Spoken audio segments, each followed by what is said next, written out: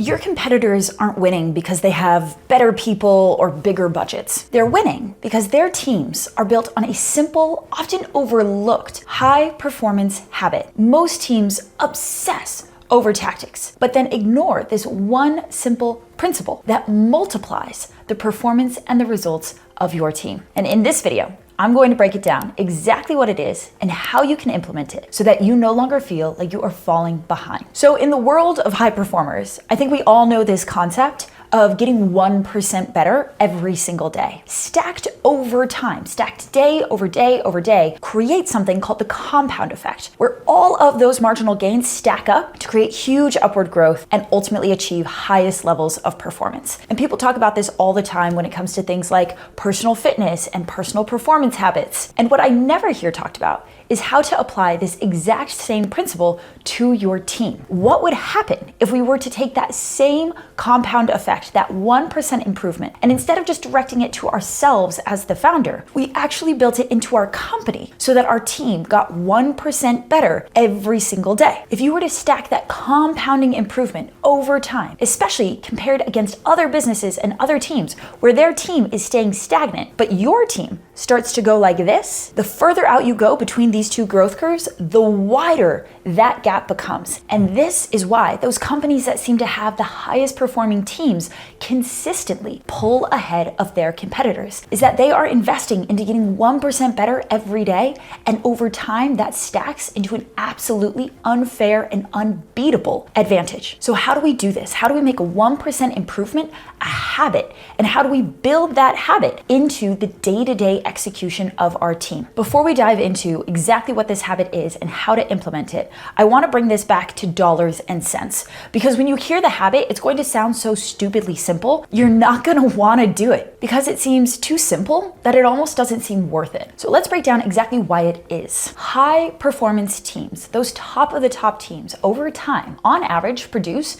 2.1x the amount of output compared to your average team. So what that means is that if we install this habit and we actually implement it, over time, our team will literally become twice as productive as they are today, which means you're going to be able to grow twice the amount of revenue with the same number of people. You're going to be able to work with twice the amount of clients without having to double team size. And all of that stacked productivity becomes widening profit margin at scale. When you're able to stack revenue without having to hire and keeping your expenses the same, the gap between those two becomes your profit. And so because of this, we call team a hidden profit center. That means that there is hidden profit inside of your business right now, waiting to be unlocked, waiting to be taken off the table that you either don't see or can't get access to because it's hidden in plain sight. So to help our clients with this exact problem, we created a tool that I call the Hidden Profit Finder, which is actually going to diagnose where there is hidden profit hiding inside of your business and what you need to do to find it, to reclaim it, and to take it off the table. So that is a totally free tool. It takes 10 minutes or less,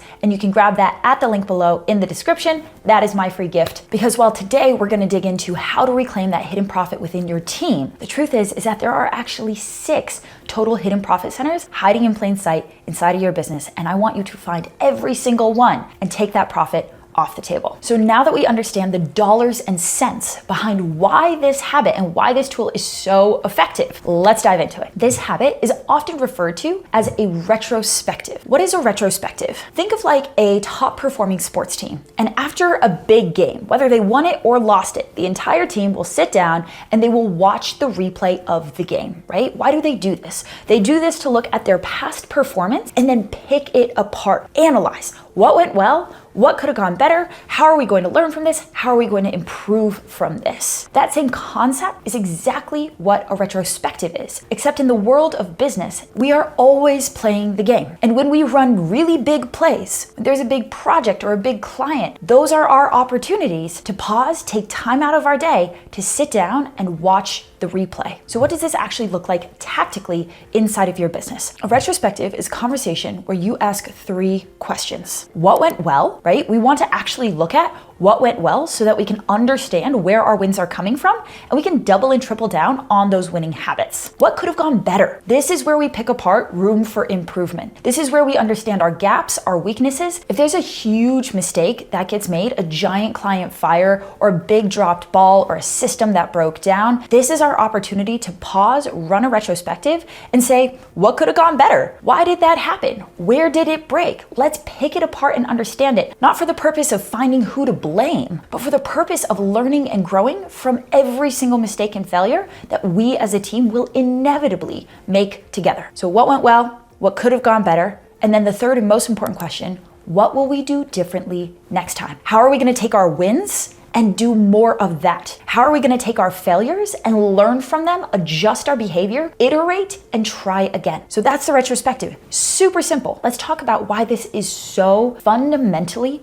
powerful. So fundamentally, a retrospective does two things. The first thing it does is systemize that 1% improvement. Again, let's compare two teams right now. We have the team that never runs a retrospective. If they have a good day, they give themselves a pat on the back and they keep going. If they have a bad day, they yell at each other and they keep going. But either way, they don't learn from it. They're just heads down, trudging along, waiting for the next big breakthrough to take the company to the next level. Versus the teams that have habitualized retrospectives, where at key checkpoints, they are consistently looking backwards, and if they have a good day, they're learning from it. If they have a bad day, they're learning from it. But every single day, every single week is an opportunity for growth and improvement. And the secret advantage that creates is that they are using their historical data so much more effectively. Every single thing that happens in the business is a data point. It's an opportunity for learning, for growth, and for improvement. So the same amount of stuff happens in both teams. The only difference is that with the retrospective, you're turning that historical data into an asset, a usable, valuable resource that you are able to analyze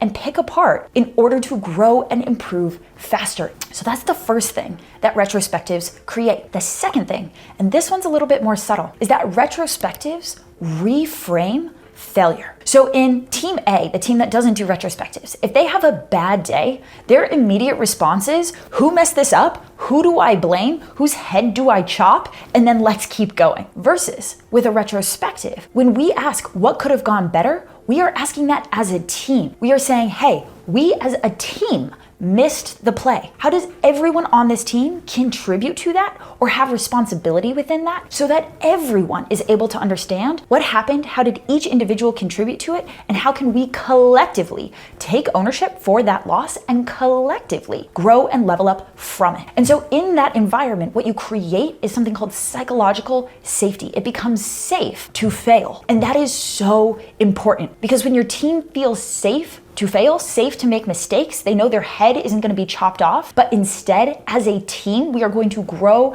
and level up and learn from every mistake that happens. In that environment, your team becomes bolder. Your team is able to come up with new ideas, take risks, push the envelope, try harder, because they are not afraid of the potential failure that's going to come from growth and learning and innovation. So psychological safety is so important. It's actually the number one common characteristic of high performance teams. And through habits like retrospectives, we are able to establish psychological safety so that our teams run faster, think bigger, take bigger risks, and ultimately push and drive our company forward faster than they would otherwise. So this is my invite to you, is that the next time you run a big play, a big client project, or the next time there's a big fire, a big mistake that blows up in the business, instead of your team putting their heads down and just powering through it, my invite to you is, well, number one, fix the fire, run the play, right? Close it out. And at the end, sit the team down to watch the replay. It can be as short as a 30-minute meeting saying, hey guys, let's take a look at how we as a team showed up and performed through that. What went well? What could have gone better? What will we do differently next time? Get in the habit of doing this every time and watch as your team slowly